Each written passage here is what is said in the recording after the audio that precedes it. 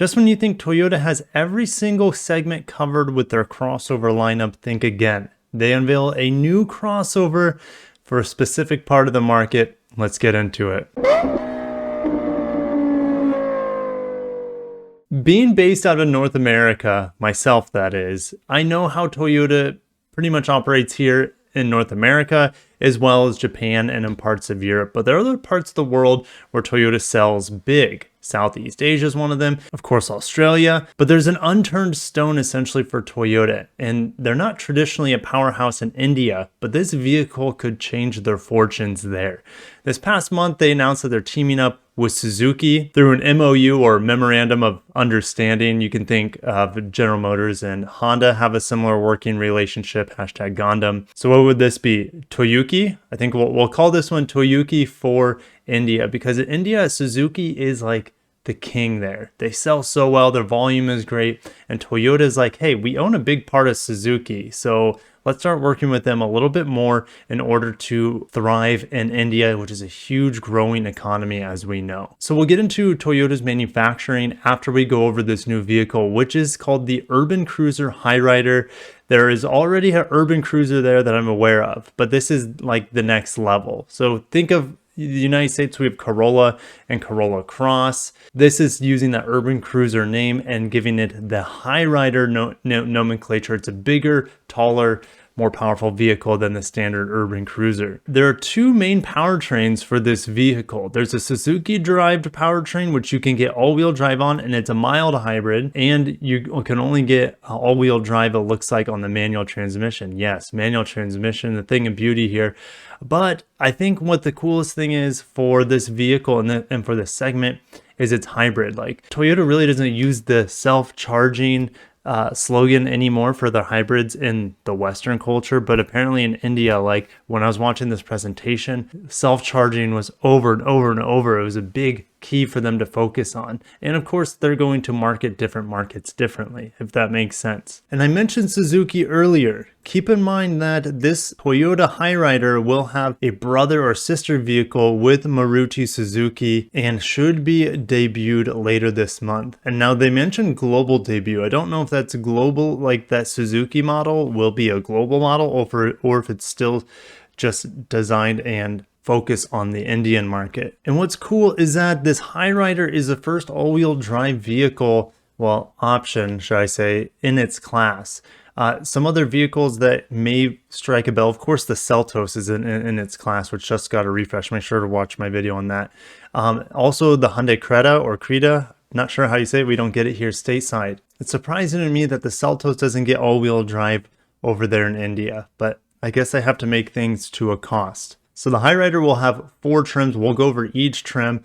There's a strong hybrid powertrain, like I mentioned. That is only available on the top 3 models, Toyota Synergy Drive, essentially. Now, we have incredible options on this vehicle. This thing essentially can be loaded up like a luxury vehicle. Pano roof, head-up display, heated and ventilated seats. I don't know if there's heated steering wheel, which is probably not needed for most parts of India, unless you're, in the way north around the Himalayas or something. You have rear chargers on this vehicle as well, and I'm sure I'm missing some features. Like, there's a lot of phone and like smartwatch app functionality that you can use with it as well. So the base engine, which is sourced from Suzuki, is my understanding, is 103 horsepower, 1.5 liter, 4-cylinder. I'm assuming it's 4-cylinder. Don't know for sure. It could be a 3-cylinder. But anyways, it's a petrol engine, gasoline engine with mild hybrid tech. Then the optional powertrain gets 115 horsepower. This is the same hybrid 3-cylinder that we see in the Yaris Cross as well as the Yaris, which again, we don't have those vehicles here in the United States anymore. We used to have the Yaris, but rest in peace, right? So the base grade Hyryder E only gets the 1.5 liter mild hybrid manual transmission, 17-inch steel wheels, and you guys can read the rest if you would like to. I mean, look, rear AC vents. You're telling me this vehicle in its base grade gets rear AC vents and the new Honda HR-V doesn't? Anyways, that's a point of contention for me if you can't tell. Moving to the Hyryder S powertrain, you can now upgrade if you want, not only to an automatic transmission on the Suzuki based 1.5 liter mild hybrid, but then you can get the option of the eCVT strong hybrid, or self-charging hybrid from Toyota with the 115 or so horsepower. So this actually gets an infotainment system. If we go back here, it doesn't look like there's an infotainment system. So just bare bones radio would be my guess, which heck, I would be fine with nowadays. I would just put my phone, suction my phone somewhere, put it in the vents, and voila, I have my Android Auto. But anyways, let's go back to the S grade. It gets the crystal acrylic grille, which gives it like a cool pattern and 3D effect, which I like. We also get a brown black interior on the hybrid. You have a 7-inch touchscreen, like I mentioned. You have a 7-inch MID. 7-inch MID wasn't that long ago, and I guess it was this year where 7-inch MIDs were only available here in the United States on like the top trims for their models. Now, if we look at the RAV4, the 7-inch MID is now standard, luckily. So you get Android Auto, Apple CarPlay on this, of course, which is probably going to be the new Toyota interface system, I would guess. Not 100% sure though. 4-speaker sound system. Hold on. The base grade might not even have a stereo. So, but you have AC. I mean, that's the most important thing. Cruise control is available on this E grade. You also have paddle shifters on the automatic 1.5 mild hybrid, and you also have a parking camera for reverse. Now this G grade gets full LED headlamps. You finally upgrade to 17-inch alloy wheels instead of the steel wheels. You have a rear wiper and washer, auto folding wing mirrors. Are you kidding me? That's a feature we don't see that often unless you get the very tip-top grades here in North America, regardless of automaker. Chrome window line garnish, nobody asked for. Maybe it's bigger there in India, but over here, chrome window line is not something people are proud of, or at least the customer is proud of. 9-inch infotainment touchscreen, so it gets upgraded to a larger screen. 6-speaker Archimedes, that's taking a stab, Archimedes sound system, ambient interior lighting, pano sunroof, which is only on the strong hybrid here. Head-up display, wireless charging, and side curtain airbags. Oh, hold on.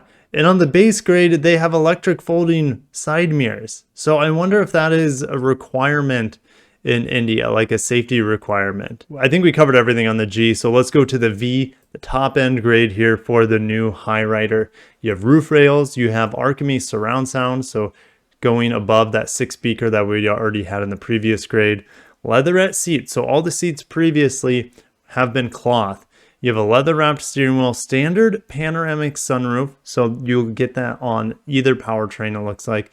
You have the option of an all-wheel drive mode, which again, I believe it's only on the manual transmission mild hybrid here. 360 camera, tire pressure monitor, which is a requirement on every single vehicle here in the United States. It's a safety requirement, just like the backup camera is here stateside.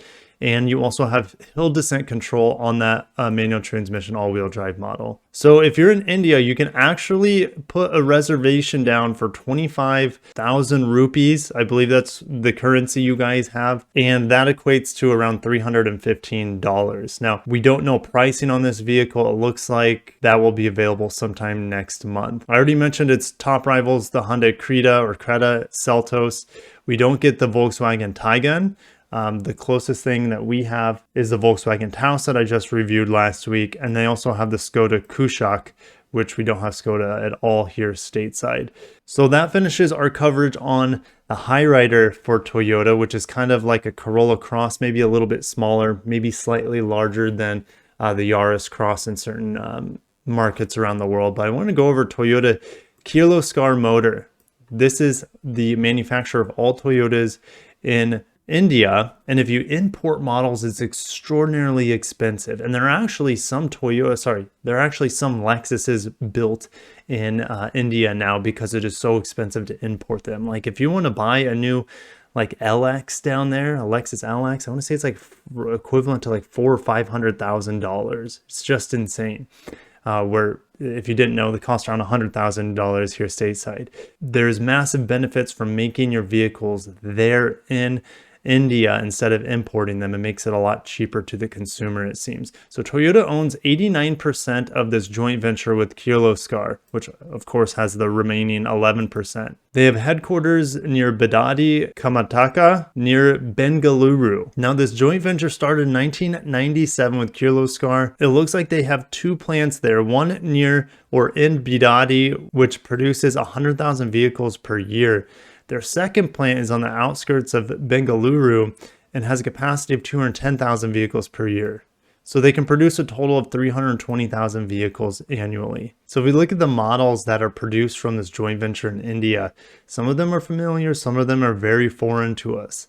The Glanza, haven't even heard of this thing. It kind of looks like a little Corolla hatchback like vehicle. Looks like it just had an update or a facelift in 2022.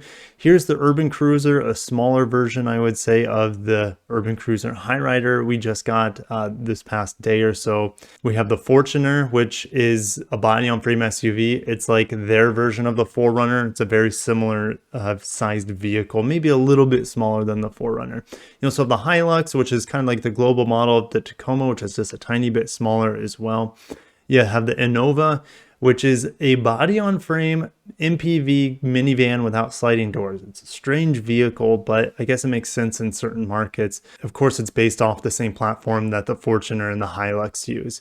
The only other hybrids besides this Hyryder hybrid in the country of India that I'm aware of, if you're not talking about Lexus, that is a Camry hybrid, as well as the Velfire, which is probably my favorite vehicle on this list. You know, we do have the Sienna here stateside, but man, those Japanese styled, real boxy minivans, it's not really a minivan, it's a big van, the Velfire. I mean, that is extreme luxury, really cool. I would love to have that here stateside. And you have a lot of other discontinued models, which were produced there locally, which were imported. I'm not quite sure. I would assume that the Prado and the Land Cruiser were definitely imported, and maybe even the NX before it was started to be produced there.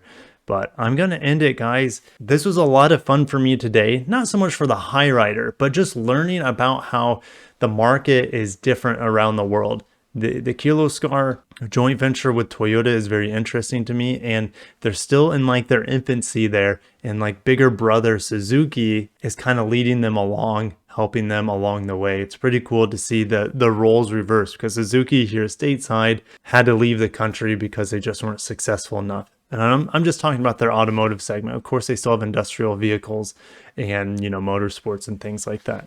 But I'm going to end it there. Did you guys enjoy today's video talking about this new crossover and just learning about the Indian market? I do have a good following from India, so thank you guys for tuning in. And if you enjoyed today's video, hit the like button, subscribe for more Toyota news updates like this one. Catch you in the next video. Take care of yourselves, and peace out.